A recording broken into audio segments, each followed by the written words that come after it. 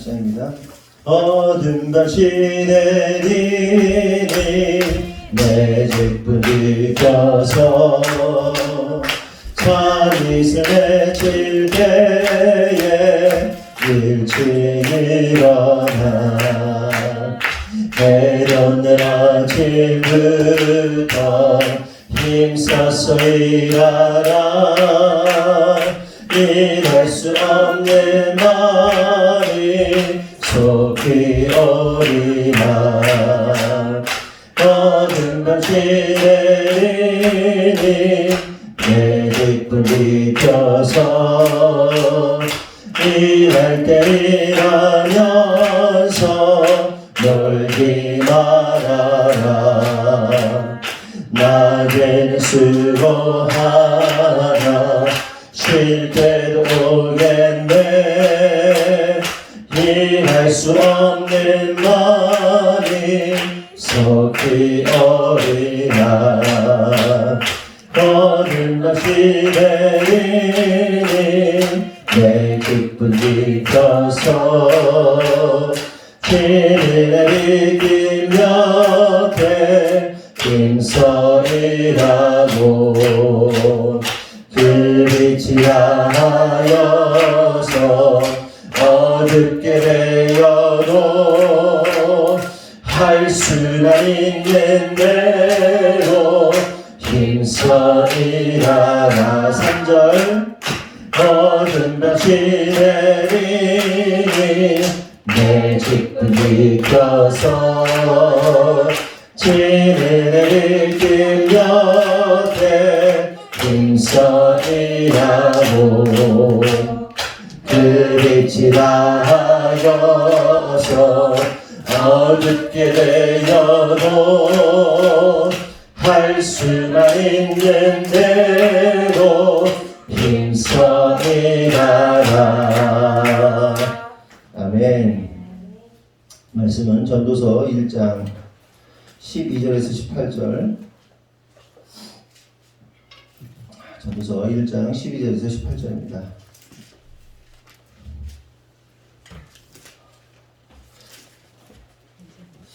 한 절씩 교독하겠습니다. 12절에서 18절입니다. 나 전도자는 예루살렘에서 이스라엘 왕이 되어 지혜를 써서 하늘 아래서 행하는 모든 일을 여호와며 살필지 이 일은 괴로운 것이니 하나님이 인생들에게 주사 수고하게 하신 것이라. 내가 해 아래에서 행하는 모든 일을 보았노라. 보라 모두 다 헛되어 바람을 잡으려는 것이로다. 부러진 것도 곱게 할 수 없고 모자란 것도 셀 수 없도다. 내가 내 마음속으로 말하여 이르기를 보라 내가 크게 되고 지혜를 더 많이 얻었으므로 나보다 먼저 예루살렘에 있던 모든 사람들보다 낫다 하였나니 내 마음이 지혜와 지식을 많이 만나 보았음이로다. 내가 다시 지혜를 알고자 하며 미친 것들과 미련한 것들을 알고자 하여 마음을 썼으나 이것도 바람을 잡으려는 것인 줄을 깨달았도다. 같이 지혜가 많으면 번뇌도 많으니 지식을 더하는 자는 근심을 더하느니라. 아멘.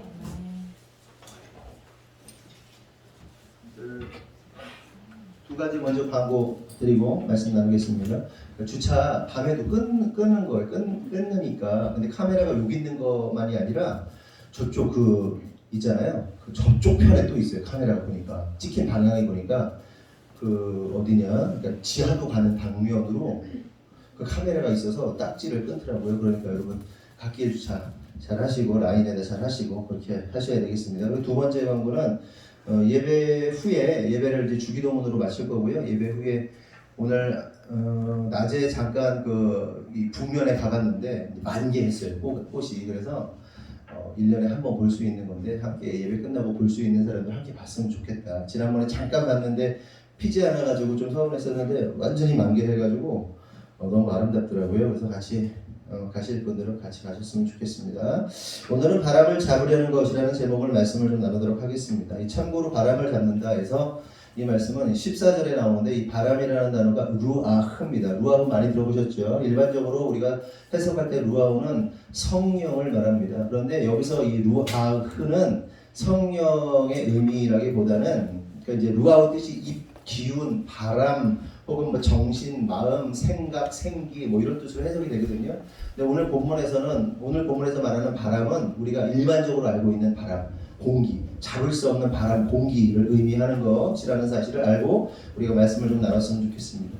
12절 13절을 보면 나 전도자는 예루살렘에서 이스라엘 마귀 되어 마음을 다하며 지혜를 써서 하늘 아래에서 행하는 모든 일을 연구하며 살핀즉 이는 괴로운 것이니 하나님이 인생들에게 주사 수고하게 하신 것이라 이렇게 말하고 있습니다.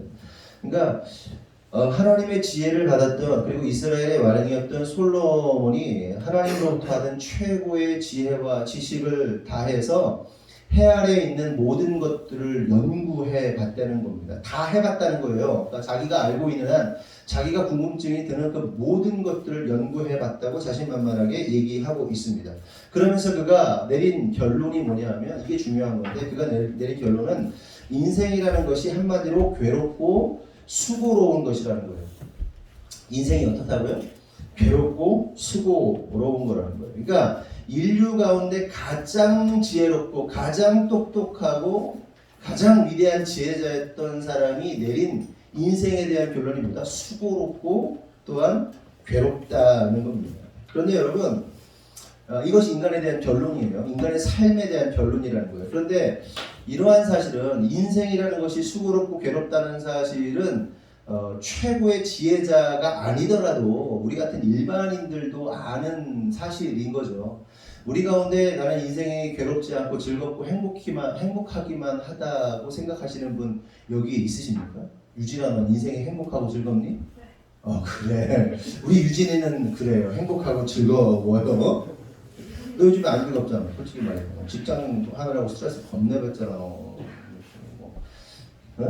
행복하고 즐겁기만 하지 않아요. 실제로 그렇죠. 그래서 오죽하면 공부방에 초딩들이 이제 초등학교 1학년, 2학년 된 애들이 가끔 엉뚱한 소리를 해요. 재우라는 애가 있거든요. 아우 인생이 참 괴로워요. 막 이러면서 사는 게 힘들어요. 막 이러고 있는 거예요. 애들이 뭘 안다고. 그러니까 어린 것들도 그렇게 인생이 괴롭고 힘들다는 것을 안다는 것이죠. 그리고 혹시 주변에 아무런 근심도 없을 것 같은 사람들 한번 살펴보세요.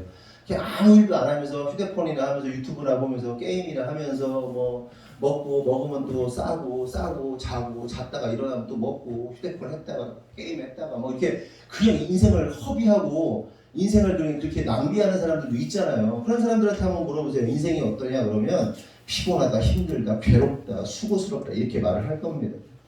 그냥 사는 것 자체가 고통이죠.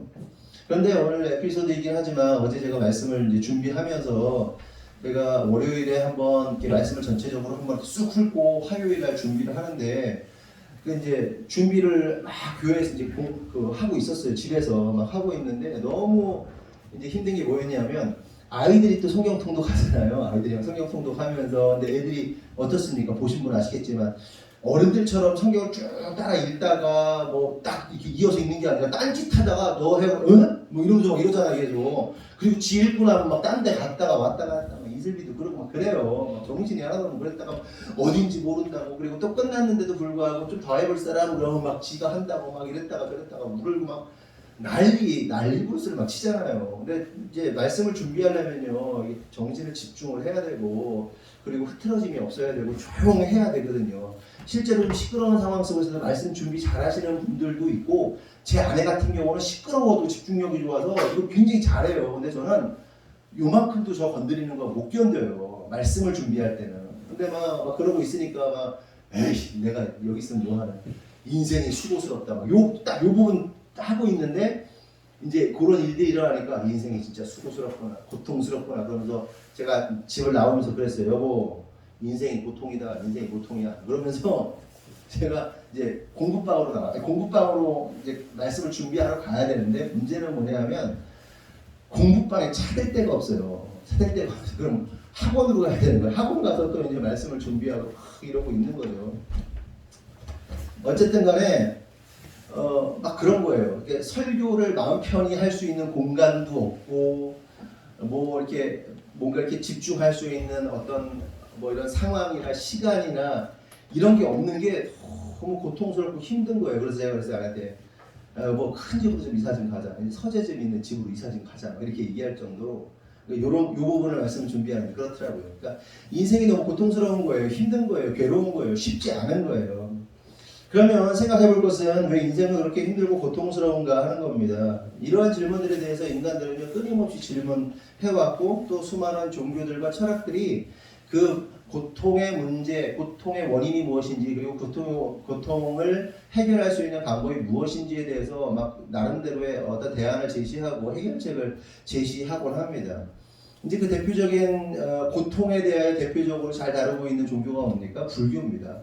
불교는요, 이 고통의 원인과 해결에 대해서 어떤 얘기를 하냐면 사성제와 팔정도에 대해서 얘기를 합니다. 여러분 윤리 시간에 한 번쯤은 뭐 들어보셨을 겁니다. 뭐 이런 거죠. 고진멸도 뭐 이런 거 들어보셨잖아요. 기억 안 나세요? 안 배우나 요즘 애들은? 고진멸도, 팔정도 막 그러면서 인간이 왜 그렇게 고통스러운가 이런 문제에 대해서 얘기를 하는데 고진멸도가 뭐냐면 고자는요 고통스러울 때 고자입니다. 생로병사의 괴로움을 고라고 말하는 거고요. 집은 괴로움의 원인이 번뇌라는 거예요. 사람들로부터 번뇌하고 수많은 어떤 인연을 통해서 사람과의 관계 속에서부터 오는 어떠한 그 스트레스, 요즘으로 하는 스트레스죠. 관계로부터 오는 스트레스가 이 쌓이는 것을 집이라고 합니다. 집, 뭐 이렇게 뭐라 그럽니까? 이렇게 집합할 때 집자요. 그리고 먼지를 모으는 거를 뭐라고 그러죠?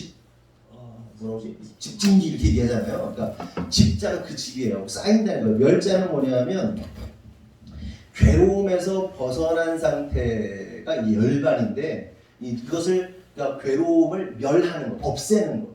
이것이 이제 그 열반했다 뭐 이런 표현을 하는 거죠. 그리고 도는 뭐냐?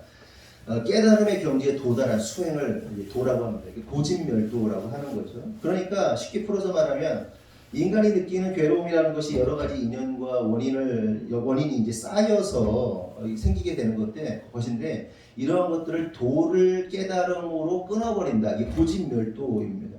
그리고 또 팔정도라는 것이 있죠. 뭐 좀 설명을 드리면 정견, 그래서 바른 견해를 가지면 이 고통의 문제가 사라지게 됩니다. 바른 견해, 볼견자죠. 정사, 바른 사고, 사자가 사고 사자예요. 정어, 바른 말을 하고, 정업, 바른 일을 하고, 정명, 바른 명령, 바른 이런 일들을 하고, 정정진, 그래서 정진한다고 그러잖아요. 바른 생각으로 앞으로 나아가고, 또 뭐 정명, 바른 생각하고, 정정, 그래서 바르게 정하고, 뭐 이런 이 8가지 정, 바르게 행동하고, 바르게 생각하고, 바르게 뭐 결정하고, 바르게 뭐 어떻게 해서 인간의 고통의 문제, 수고로움의 문제를 해결할 수 있다고 이렇게 말합니다. 그런데 여러분 여기서 이제 이렇게 이 불교의 굉장히 핵심적인 교리 중에 하나거든요. 이 불교의 핵심적 교리를 보면서 제가 무슨 생각이 들었냐면, 복음의 가치와 이 불교의 가치, 그러니까 불교의 가치는 세속적 가치거든요. 세속을 말하지 않지만 사실은 굉장히 세속적이고 세상적인 가치라는 사실. 그러니까 불교의 가치와 복음의 가치가 이렇게 다른 것이구나라는 사실을 깨닫게 됩니다. 여러분, 인간이란 존재가 불교에서 말하는 것처럼 무언가를 바르게 할 수 있는 존재입니까? 뭔가를 바르게 할 수 있는, 우리가 거룩하고 선하게 행할 수 있는 존재냐 하는 겁니다. 복음은 그렇게 말하지 않잖아요. 성경은 그렇게 말하지 않죠. 그러나 불교의 가치는 뭐예요? 도를 닦으면 바른 수행을 하면 바르게 행동할 수 있고 바른 것이 나온다는 겁니다. 성경은요, 인간의 존재에 대해서 쓰레기와 같은 존재, 먼지와 같은 존재, 아무것도 아닌 존재, 가치가 어떤 기대감을 가질 수 없는 존재로 여깁니다. 그게 죄인인 거죠. 그게 가능성이 없는 존재로 여기지만 불교에서 뭐라고요? 계속해서 인간은 나아질 수 있고 좋아질 수 있고 선해질 수 있고 거룩해질 수 있고 완벽해질 수 있다라고 말하는 것이 불교의 가치입니다. 그러니까 인간의 가능성을 말하는 거예요. 그럼 여러분 잘 생각해 보세요. 인간의 역사가 시작됐죠. 학자에 따라서 수천 년에서 수만 년의 인류의 역사가 시작되었다고 이렇게 얘기를 합니다. 그러면 인간사라는 것이, 인간의 사회가 좀 더 나아져야 될 거 아니에요. 범죄도 사라지고 좀 더 나은 세상, 좀 더 나은 어떤 가치들이 나오고 좀 더 사람들이 선하고 거룩해져야 되는 게 맞잖아요. 그런데 어떻습니까? 불교가 나온 이래로 실제로 그들이 그렇게 말하는데도 불구하고 세상이 더 나아지냔 말이에요. 그 솔루션이 그 고통의 원인을 발견하고 그 원인에 대한 대안을 제시했을 때 인간들이 좀 더 나아졌냔 말이에요. 전혀 나아지지 않았죠. 나아지지 않아요. 오히려 나빠지면 나빠졌지 나아졌다고 할 수 없습니다. 그대로입니다. 이것이 죄성을 가진 인간의 한계라는 건데 우리 복음 기독 성경에서는 인간의 한계에 대해서 말해요. 인간의 죄성에 대해서 말해요. 거룩할 수 없다라고 말하는데 다른 타종교에서 뭐란다? 나아질 수 있다라고 말하는 것이 타종교의 가치인 것이죠. 다시 말해 인간 안에 온전하지 않은 마음, 곧 오늘 본문 15절에 이제 말하고 있는 얘기인데 인간 안에는요 구부러져 있어서 인간의 마음이라는 것이 이렇게 꺾이고 구부러져 있기 때문에 절대로 선한 것이 나올 수 없고 거룩할 수 없다고 말합니다. 그래서 인간이 어떤 노력을 한다 해도 인간의 힘으로는 절대로 괴로운 것, 수고라는 것을 해결할 수가 없는 거예요. 저와 여러분이 하나님이 아닌 그 어떠한 것으로 해결하려고 해도 해결이 된다 안 된다? 해결 안 된다는 겁니다. 그렇다면 구체적으로 인간들이 수고로움과 수고를 면할 수 있는 근본적인 면할 수 없는 근본적인 이유가 뭘까 하는 겁니다. 이에 대해서 솔로몬은 13절을 통해서 이렇게 말합니다. 마음을 다하며 지혜를 써서 하늘 아래에서 행하는 모든 일을 연구하며 살핀즉 이는 괴로운 것인지 그 것이니 하나님이 인생들에게 주사 수고하게 하신 것이다. 그러니까 인간이 수고하고 괴로움을 느끼는 것은 어땠다는 거예요? 하나님이 주셨다는 거예요. 하나님이 인간에게 수고로움과 괴로움을 주셨다라고 솔로몬이 최고의 지혜를 가진 솔로몬이 얘기를 하고 있는 겁니다. 좀 의외죠. 뭐 복음 안에서는 다 이해가 되는데 한편에서는 우리의 수고로움과 괴로움은 누가 준 거다? 하나님이 주셨다라고 말하고 있는 거예요. 근데 왜 주셨냐가 이제 중요한 것이죠. 뒤에 좀 이따 설명을 하고요. 하나님이 주셨다. 그래서 인간들은 수고로움과 괴로움을 피할 수가 없다는 겁니다. 이것이 인간이 고통과 수고로움에 벗어날 수 없는 근본적 원인이죠. 그런데 여러분 철학이나 다른 종교에서 이 사실을 알까요? 모를까요? 다른 뭐 불교나 이런 데서 그러니까 고통과 수고로움이 하나님이라는 존재가 인간에게 주셨다는 사실을 타종교에서 알까요? 모를까요? 뭐 배웠다면 성경을 좀 배웠다면 알 수는 있죠. 그런데 모르죠. 그리고 안다 하여도 인정하지 않습니다. 그 수고로움에 대해서 인간이 고통당하는 이유에 대해서 신이 주셨다. 전능하신 하나님이 주셨다는 사실에 대해서 인정하지 않는 거예요. 알려고 하지도 않죠. 그러니 어떻게 되는 겁니까? 그들이 헛다리 짚는 거예요. 그러니까 고통의 원인에 대해서 고통의 원인과 고통의 결과, 고통의 해결책에 대해서 그들이 인정하지 않으니까 그 원인을 모르니까 헛다리를 짚는 겁니다. 그래서 고진멸도니 팔정도니 하면서 헛소리를 하고 있는 거죠. 그리고 그런 헛소리를 하니까 해결책이 안 나오는 거고 또 해결책을 준다 해도 미봉책에 불과한 겁니다. 그러니까 눈가림하는 거예요. 예를 들어서 여러분 뭐 그런 거죠. 우리가 암에 걸렸다 칩시다. 암에 걸리면 어떻게 해야 돼요? 뭐 배가 아프면 어떻게 해요? 검사를 해야 되죠. 이제 근데 암이야. 그래서 가면 어떻게 합니까? 의사가 우리 검사를 해봅시다. 이래서 저래서 이렇게 한번 해봅시다. 이렇게 명의가 이렇게 해서 이렇게 솔루션 줘가지고 스캔도 하고 뭐 그렇게 해가지고 이렇게 발견해내고 그러면 여기에는 지금 약물 치료를 해야 됩니다. 아니면 방사선을 해야 됩니다. 아니면 뭐 제거 수술을 해야 됩니다. 솔루션을 내려가지고 이게 해결이 돼야 되는 거 아닙니까? 근데 돌팔이들이 어떤 거예요? 원인을 잘 몰라요. 실제로 여러분 비하하는 건 아니지만 시내에 정말 많은 환자들이 모이는 병원하고요 시골의 병원하고 좀 다르더라고요. 확실히 우리끼리지만 풍사병원 갔는데 의사가 뭘 못해. 여러분 법륜 아시죠? 법륜 그 보면 안경 끼고 그 중이 나와가지고 증문즉설 해가지고 누가 제가 어떻게 했는데 어떻게 해야 될까요? 고민에 빠져. 그럼 막 확 날려버린단 말이에요. 날리면 막 충격받아가지고 그런데 그렇게 해야 돼. 그럼 막 사람들이 뭔가 깨달았다고 그냥 해결 솔루션 받았다고 박수치고 유튜브 같은 데 증문즉설 법륜 보면 막 난리거든요. 근데 헛다리 짚는 거예요 다. 그거는 잠시 어떤 것들을 해결할지 모르겠지만 근본적인 인간의 고통과 수고로움을 해결할 수 없는 거라는 겁니다. 무슨 얘기 아시겠죠? 이게 미봉책 쓴다는 거예요. 원인, 진짜 고통의 원인을 모르기 때문에 그것이 이제 뒤에 설명하겠지만 인간의 범죄 그리고 이 범죄를 통해서 하나님이 인간에게 주신 것이기 때문에 이것을 알아야만 인간이 이 고통과 수고로움에서부터 벗어날 수 있고 해결될 수 있다는 사실을 알아야 되는데 그게 안 나오니까 그냥 헛다리 짚다가 인생 허비하다가 이렇게 지옥 가고 마는 거라는 거죠. 그렇다면 계속 생각해볼 사실은 하나님이 우리에게 수고로움과 괴로움을 주셨다고 하는데 어디서부터 그 일이 발생하였는가? 지금껏 말씀드렸지만 창세기 3장을 보면 이렇게 말합니다. 17절, 19절 보면 아담에게 이르시되 내가 내 아내의 말을 듣고 내가 내게 먹지 말라 한 나무의 열매를 먹었은즉 땅은 너로 말미암아 저주를 받고 너는 내 평생에 수고하여야 그 소산을 먹으리라. 땅이 내게 가시덤불과 엉겅퀴를 낼 것이라. 내가 먹을 것은 밭의 채소인즉 내가 흙으로 돌아갈 때까지 얼굴에 땀을 흘려야 먹을 것을 먹으리니 내가 그것에서 취함을 입었음이라. 너는 흙이니 흙으로 돌아갈 것이니라 하시니라. 그러니까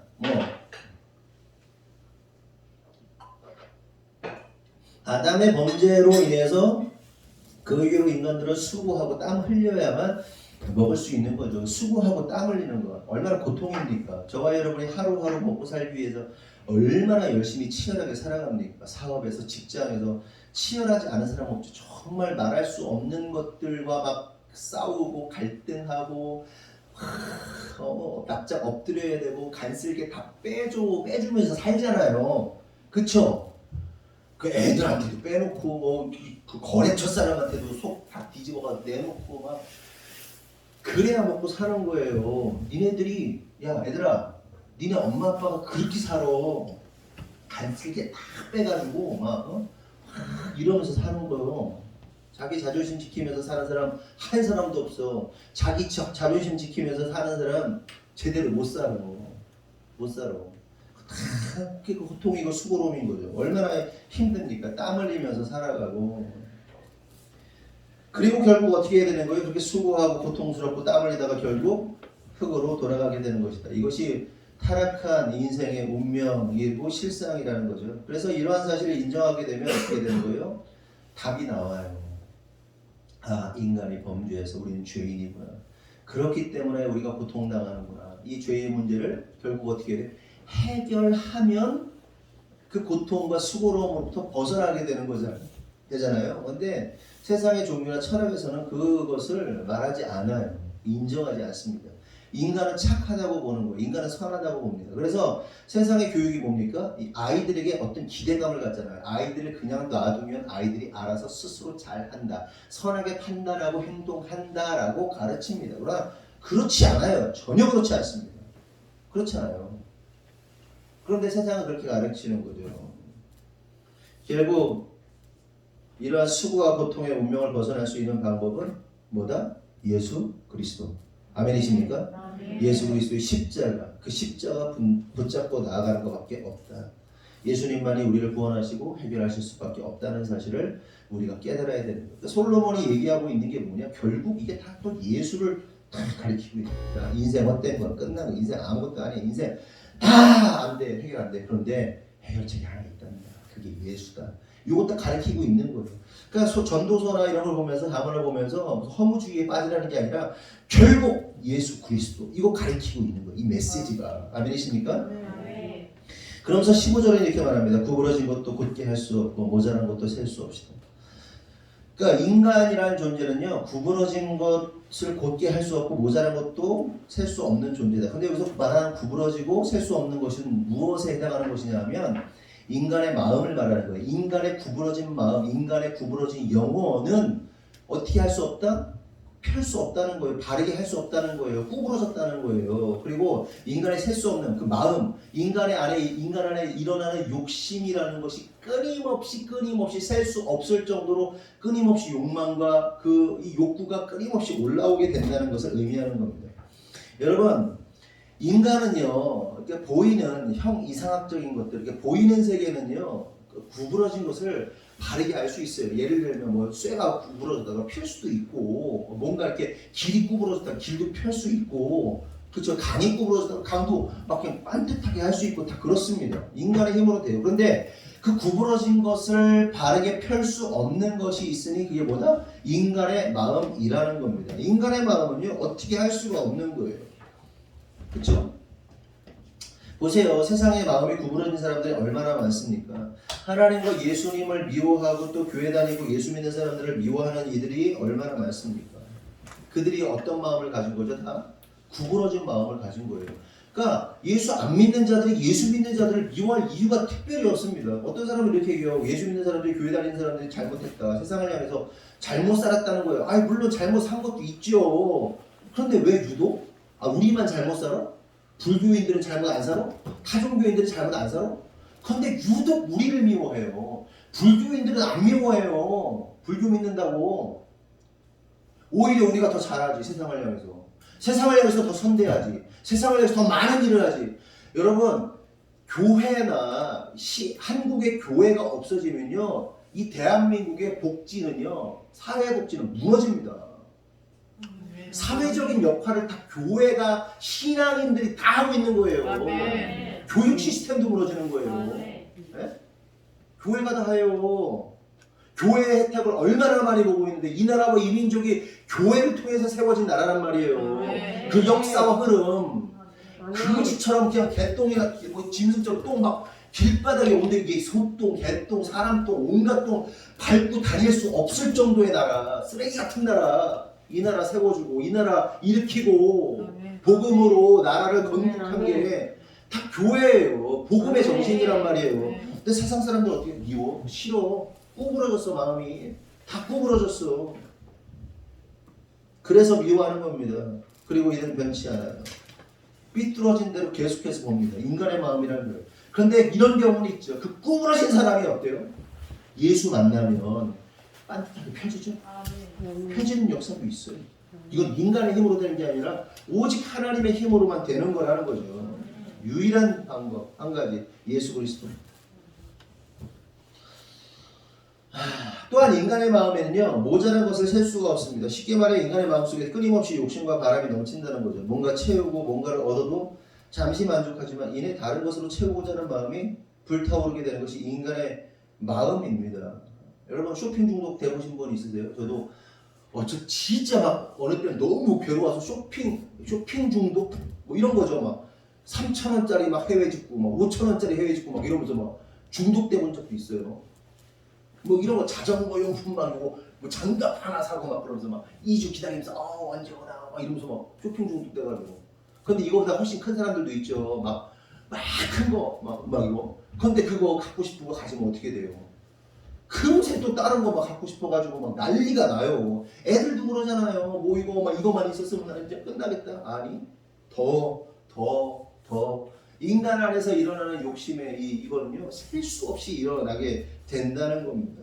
이처럼 인간의 마음은 굽었고 채워도 모자란 것이 인간의 마음이다.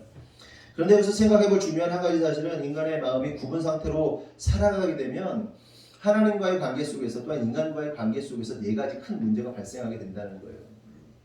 전도서에 잠언에 보면 마음이 굽은 자에 대해서 네 가지, 마음이 굽은 자는 이렇게 된다라고 네 가지를 말하고 있는 걸 볼 수 있습니다. 첫 번째, 잠언 11장 20절을 보면 마음이 굽은 자는 미움을 받는다 이렇게 말해요. 미움, 토에바인데 혐오, 가증, 증오. 그러니까 마음이 굽으면 혐오가 되고 가증이 되고 증오의 대상이 된다. 둘째, 마음이 굽은 자는 멸시를 받는다. 멸시가 부즈인데 경멸, 모욕, 수치라는 말입니다. 세 번째로 마음이 굽은 자는 자기 행위로 보응을 받는다. 자기 행위로 보응받는다. 이 보응이라는 것이 자기가 행한 대로 되돌려 받는다는 것인데 여기서 부정적 의미로 하는 거예요. 인간의 죄성을 가진 인간이 그 죄성으로 행동을 하면요 어떤 보응이 오는 거예요? 죄의 대가로서의 엄청난 폭탄 같은 보응이 오는 거예요. 그렇죠? 이해되시죠? 그리고 마지막으로 복을 얻지 못한다. 토브라고 하는데 복, 번영, 선, 이익. 그러니까 재정적이거나 물질적인 어떤 그런 영역에서 이 재정이 끊어지는 역사가 일어나게 된다는 거예요. 마음이 어떻게 되면 굽으면 그러면 잘 생각해 보십시오. 하나님과 사람들로부터 미움받고 멸시, 복을 받지 못한 삶이 어떤 삶인 거죠? 한마디로 고통과 수고의 삶이라고 할 수 있습니다. 그러니까 인간들이 이러한 고통과 수고로운 삶을 살아가는 이유는 한마디로 하나님 앞에서 인간의 마음이 굽어져 있기 때문에 그런 거예요. 굽어져 있습니다. 여러분 우리의 마음이 참 바르게 돼야 돼요. 이 바름은 오직 성령의 충만함으로만 가능한 거예요. 성령의 충만함을 잃어버리면요 굽어 보이는 거예요. 성령 충만하면 다 아름답게 하나님의 눈으로 하나님의 시선으로 보게 되는데 성령 충만을 딱 잃어버려? 이게 구부러진 거예요. 제가 이상한 거, 제가 날 찌르고죠. 조유진 누나 마음에 안 드는 거예요. 이게 되는 거예요. 괜히 남편한테 시비 걸고 괜히 아내한테 괜히 자식한테 괜히 막 이 사람 저 사람 막 구부러지게 되는 겁니다. 그런데 이게 보세요. 하나님 앞에서 문제가 아니라 인간들 사이에서도 구분 마음을 가지면요. 얼마나 참 피곤합니까? 사람들 가운데 여러 가지 뭐 상처로 인해서 구분 마음을 가진 사람도 있고 피해 의식으로 구분 마음이 있는 사람이 있고 뭐 조금 요만한 얘기만 하면 막 자기 욕하는 줄 알고 좀 요만한 얘기하면 막 난리 부르스를 난리가 나잖아요. 그렇죠? 피해 의식 있는 사람 보세요. 모든 얘기를 자기 상처로 가져옵니다. 또 부부간에 바르지 못한 성품 삐뚤어진 시선이 얼마나 많은 싸움을 일으킵니까? 아니 아무것도 아니야. 그런데 혼자 삐뚤어져가지고 막 그거를 막 미친 듯이. 그 제가 참 답답한 게 요즘에는 전화가 안 오는데 얼마 전까지 막 밤 11시 반에 막 전화 오고 막 그랬잖아요. 밑에 집에서 쿵쾅거린다고. 쿵쾅거리지도 않았어요. 뭘 쿵쾅거려. 근데 그 사람을 봤다고 그랬잖아요. 봤는데 그거예요. 페미 이 스타일에 아무것도 안 하는데 게임 막 여자가 어떻게 그럴 수 있나 모르겠어요. 여자가 핸드폰을 보면서 게임을 하면서 이렇게 걸어다녀. 내가 볼 때마다 그래. 엘리베이터에서도 그러고 밖에서도 그러고 이러고만 다니는 여자. 참 그런 여자도 신기하죠. 할 일이 없으니까 조금만 소리 나면 막 삐뚤어져가지고 할 일 없어가지고 피해 의식 쩔어가지고. 그러니까 페미니스트들이 지금 다 삐뚤어진 애들 아니야. 정신병자들. 그러니까 남자들 기본적으로 남자들을 뭐로 보는 거예요? 잠재적 성범죄자들로 보는 게 페미니스트들의 사고 방식입니다. 제가 이 과장한 게 아니고 실제 그들의 사고가 그런 거예요. 그러니까 보이루 사건 알죠? 보겸 하이루 이게 무슨 여자를 뭐 상적으로 뭐 어쩌고 해가지고 막 난리 나고 막 그랬잖아요. 정신병자라니까. 피해의식과 구부러진 마음들, 세상을 멍들게 하고 사람을 멍들게 한단 말이에요. 그러면 성도 여러분, 우리 그리스도인들도요, 이 구부러지면 안 돼요. 정상적 사고를 할 수 있어야 돼요. 정상적으로 바라보고, 정상적으로 이해하고, 정상적으로 관계하고. 근데 그게 다 무엇을 통해서? 예수 그리스도 성령에 의해서만 그게 가능한 거예요. 이게 다 우리의 죄성이에요. 구부러진 게. 이거 다 끌어내야 됩니다. 저와 여러분 안에 그 뭔가 삐뚤어진 마음. 저는 제가 제 모교회에서 어떤 생각을 많이 하면서 살았냐면 사람들은 우리 가족을 미워한다. 사람들은 우리 가족을 미워하고 싫어한다. 견제한다. 이 생각으로 오랫동안 살았습니다. 그러니까 어릴 때부터 그 생각에 사로잡혔는데 왜 그런지도 모르겠어요. 근데 살아오면서 뭐 몇 가지 사건들이 있죠. 그러면서 그 삐뚤어진 마음, 그걸 벗어나는데 참 힘들었어요.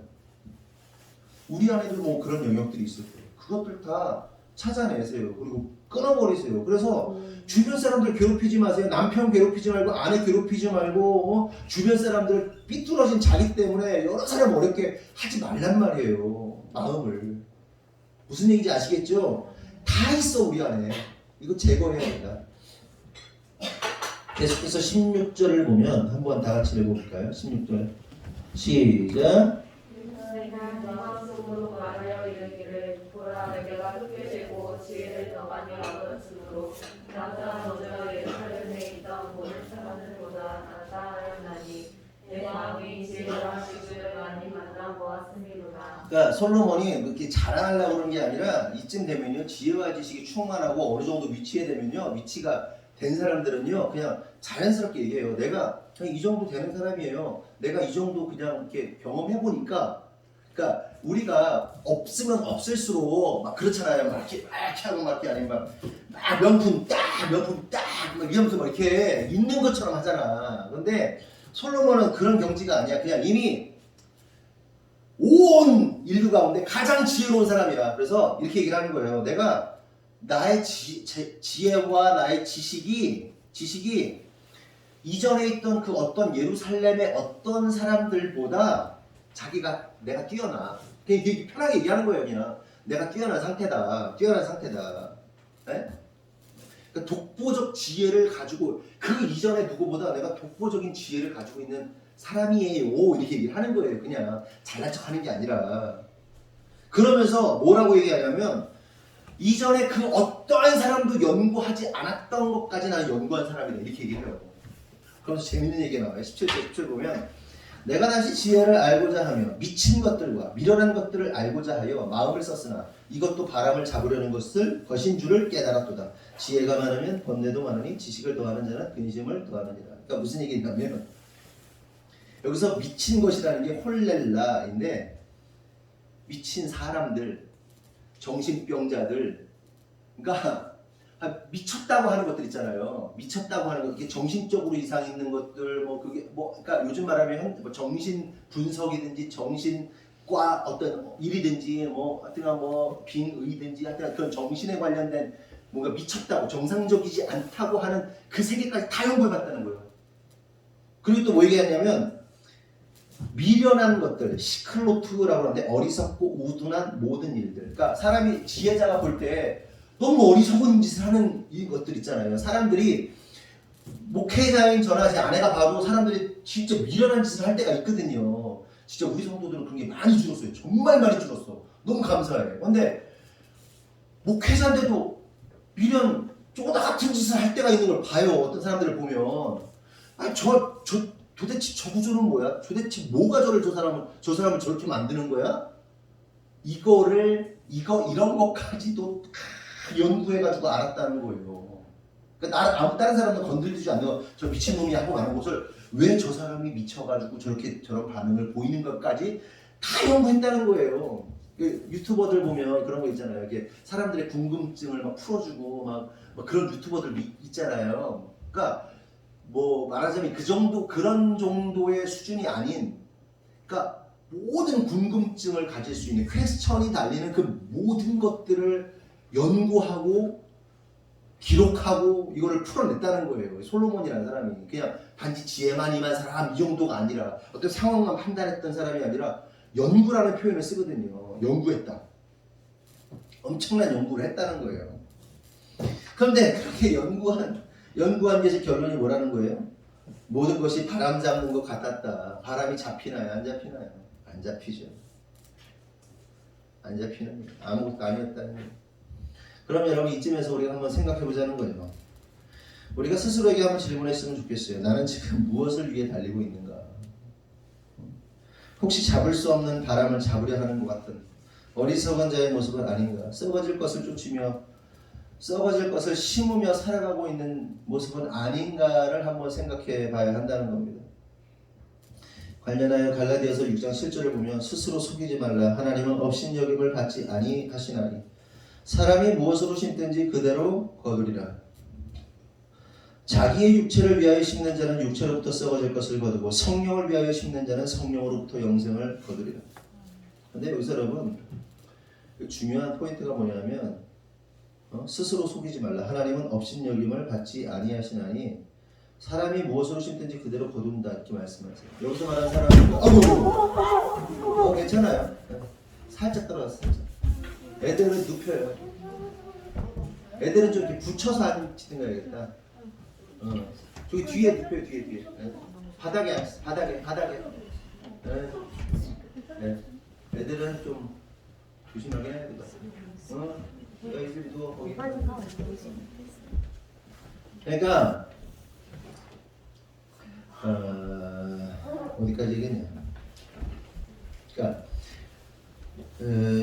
사람이 무엇으로 심든지 그대로 거둔다는 거예요. 사람이. 근데 여기서 말하는 사람은 믿는 사람이든 믿지 않는 사람이든 사람을 말하는 거예요.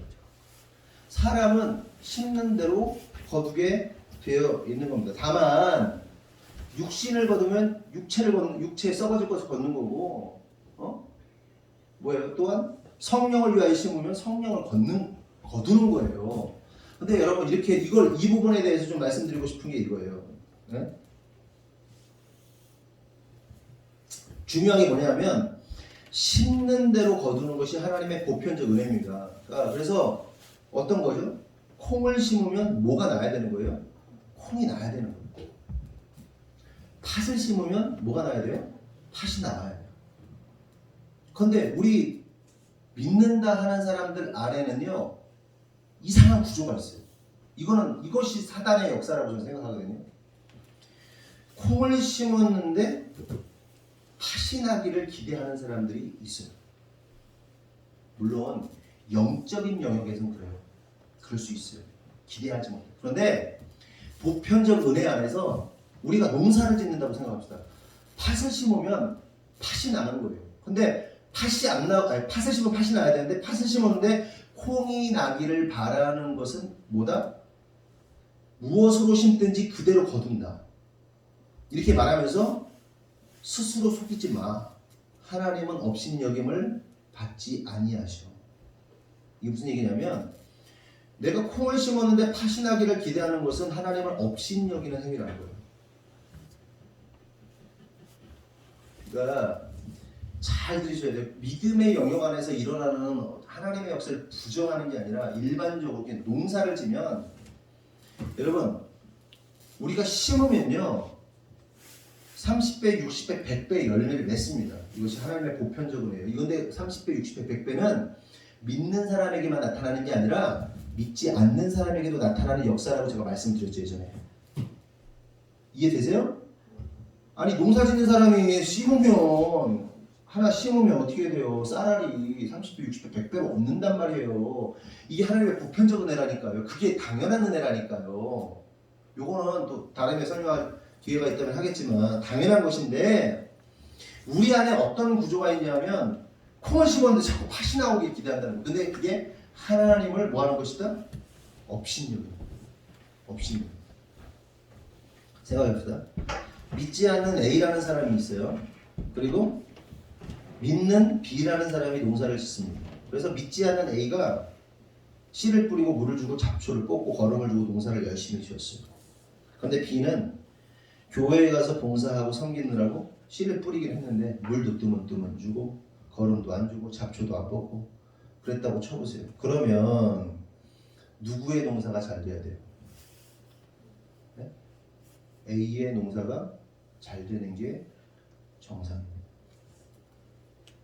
이게 하나님의 심은 대로 거두는 보편적 은혜예요. 근데 놀라운 사실은 우리 믿는 자들 가운데 많은 이들이 믿지 않는 A보다 우리의 농사가 더 잘 될 것이라고 믿는다는 거예요. 근데 그게 뭐다? 하나님을 업신여기는 거라는 거예요. 그동안 했던 말씀하고는 다르죠. 근데 이 문제를 돈의 문제라고 한번 생각해 봅시다. 재정관리의 문제로 한번 적용해 보자고요. 우리 믿는 자들이 돈 관리는 엉망으로 하고 엉망으로 하고 또 재정을 심지도 아니하고 그러니까 재정에 관련된 재정이 부하려면 재정에 관련된 관리들을 잘 하고 심고 물 주고 거두고 또 투자하고 뭐 이런 과정이 있잖아요. 그렇죠? 그런데 관리를 엉망으로 하고는 하나님이 다 채워주시고 빚도 갚아주시고 다 부자 되게 하실 거라고 믿는 것과 뭐가 다르냐는 거예요. 우리가 지금 그런 믿음이 너무 많다는 거예요. 여러분 우리 그리스도인들은요 정말 부지런해야 돼요. 세상 사람들보다 더 부지런해야 됩니다. 네? 더 전문적이어야 되고요. 더 프로페셔널해야 돼요. 네? 무슨 얘기인지 아세요? 전문적이고 체계적이고 더 공부 열심히 해야 되고 더 열심히 해야 돼요. 진짜 믿는 사람들이. 그런데 세상에 프로들 얼마나 많은데 우리는 완전 아마추어 덩어리들이 그들하고 막 이상한 걸 기대하는 경우들이 많다니까요. 그러니까 애써야 돼요. 노력해야 돼요. 열심히 사셔야 돼요. 여러분 이런 거예요. 유럽에 명품들이 많지 않습니까? 명품, 시계 명품, 차 명품, 뭐 옷. 그들이요 어떻게 그 옷과 명품들을 만들었다고 했어요? 하나님께 드리겠다는 마음, 최선을 다하는 마음으로 빵을 만들고 차를 만들고 옷을 만들고 하나님께 드린다는 마음으로 온갖 정성을 다하여 그렇게 만들었단 말이에요. 그래서 명품이 된 거예요. 그렇죠? 얼마나 많은 수고와 애씀이 있었습니까? 진짜 애쓴 거예요. 그래서 명품 하나가 나왔어요. 그런데 우리 믿는 자들의 심보는 뭔지 아세요? 무슨 중국 짝퉁 만들면서 명품 대접받기를 바라는 거예요. 네? 짝퉁, 짝표, 그냥 제가 이제 박현진 선교사하고 막 예배인도대학교 막 서울로 막 이렇게 다닐 때 기억이 나는 게 저는 서울을 진짜 오랜만에 갔어요. 제가 군대 생활을 서울에서 21살, 2살 이때 했으니까 그리고 나서 그때가 30대니까 한 15년 만에 간 것 같아요. 서울에 지하철을 타고 막 예능교회라는 데를 막 가는데 지하철에서 시계를 파는 거예요. 5,000원이야. 이렇게 바늘 시계 너무 멋있는 거야. 그래서 현진아 내가 하나 사줄게 그래가지고 걔랑 나랑 하나씩 찼어. 그래가지고 그 어노인팅 그 예배인들 학교에 내가 막 찬양하고 찬양하고 막 이렇게 딱 하고 집에 갈 때 내가 시계를 딱 봤는데 바늘이 다 날아갔어. 아씨 뭐야 박수 치고 찬양했더니 바늘이 다 날아간 거예요. 생긴 거 너무 멋있었어요. 진짜 5,000원에 2개 10,000원에 2개 주니까 5,000원씩. 나 진짜 욕 먹어야지. 근데 우리 그리스도인들이 요지를 하고 있어요. 완전 아마추어의 완전히 짝퉁 훅구 뭐또 뭐 있을까 막 삼류인데 자기는 인류처럼 뭔가 될 거라고 생각하는 그 착각. 여러분 애쓰고 노력하고 막 달릴 때 하나님이 너 진짜 내가 너 쓸만하구나 그러면서 확 밀어주는 거지. 병신 쪼다처럼 난 될 거야 이러고 이질을 하고 있으면요 어떻게 되는 거예요? 병신 지랄하는 거예요. 죄송합니다. 병신 지랄하는 거예요. 애써야지 달려야지. 네? 열심히 두드려야지. 직장도 마찬가지요. 너 가 부딪혀 떨어져 또 해. 유진이가 아주 끔찍한 얘기를 한 번 했어요. 뭐라고 했어? 어차피 떨어지는데 뭐하러 가요? 그거 뭐 하려고 그걸 무슨지 알아? 근데 그 과정, 그 어려운 과정, 그 언니들이 다 겪었어. 그래서 하나님 쓰여지는 거야. 무슨 얘기 알겠지?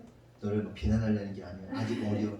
그런데 이제 너의 어림이 이제 대학을 졸업했기 때문에 이제 받아주지 않아 세상에. 무슨 얘기 알겠지? 했어야 돼.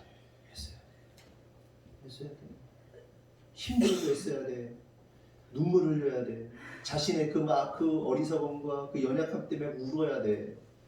목사님도 20대 때 막 이제 20대 후반에 막 신학을 하고 간사를 하고 전도사를 하고 목사를 하는 과정 속에서 많이 울었다. 속으로. 너무 쓰레기 같아가지고 내가 목사 지망생으로서 너무 같지 않은 내 자신을 보면서 너무 많이 울었다 진짜. 그리고 부딪히고.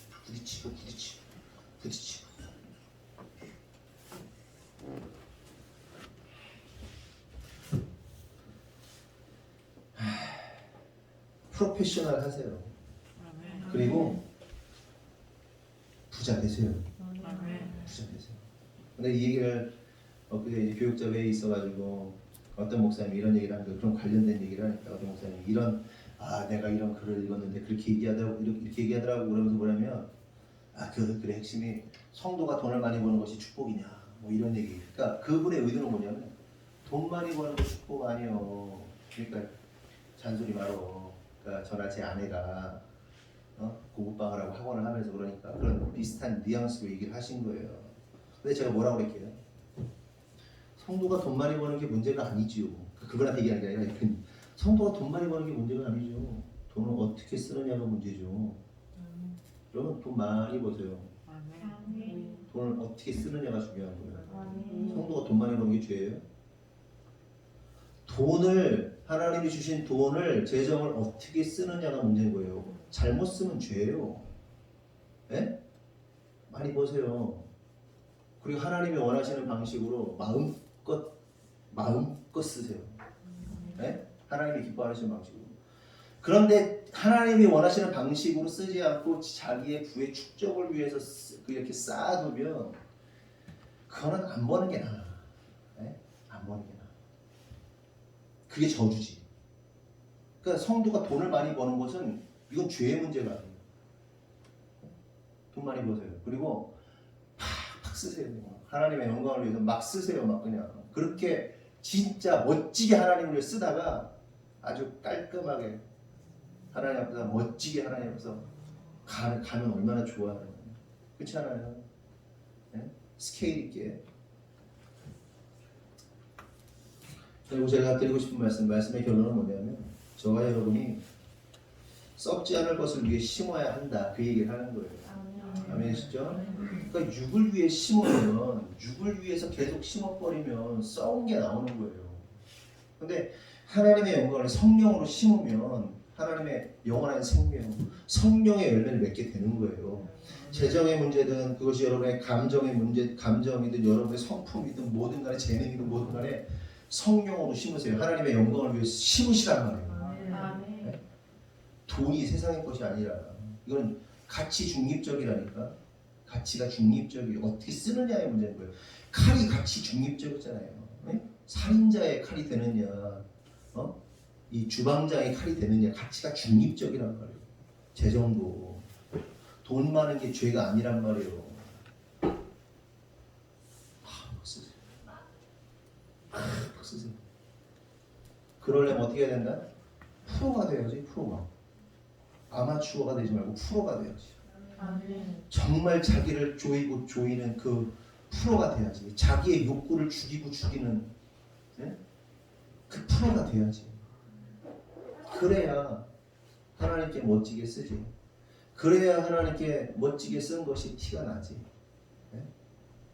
내가 100억씩 버는데 내가 뭐 10억 쓰는 게 그게 뭐가 멋져. 진짜 친하게 써야지. 그러므로 성도 여러분, 하나님 나라의 영광을 위해서 진짜 성령으로 심을 수 있는 저와 여러분 되기를, 네? 세상에 헛된 거 심지 말고 하나님의 영광을 위해 심는 저와 여러분 되기를 예수님의 이름으로 축원합니다.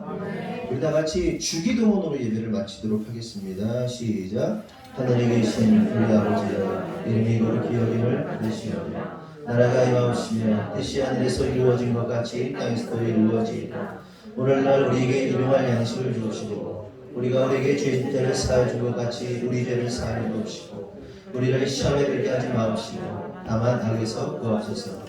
나라와 권세와 영광이 아버지께 영원히 쌓옵나이다. 아멘. 우리 하나님께 영광의 박수 드리겠습니다. 광고한 대로 시간이 되시는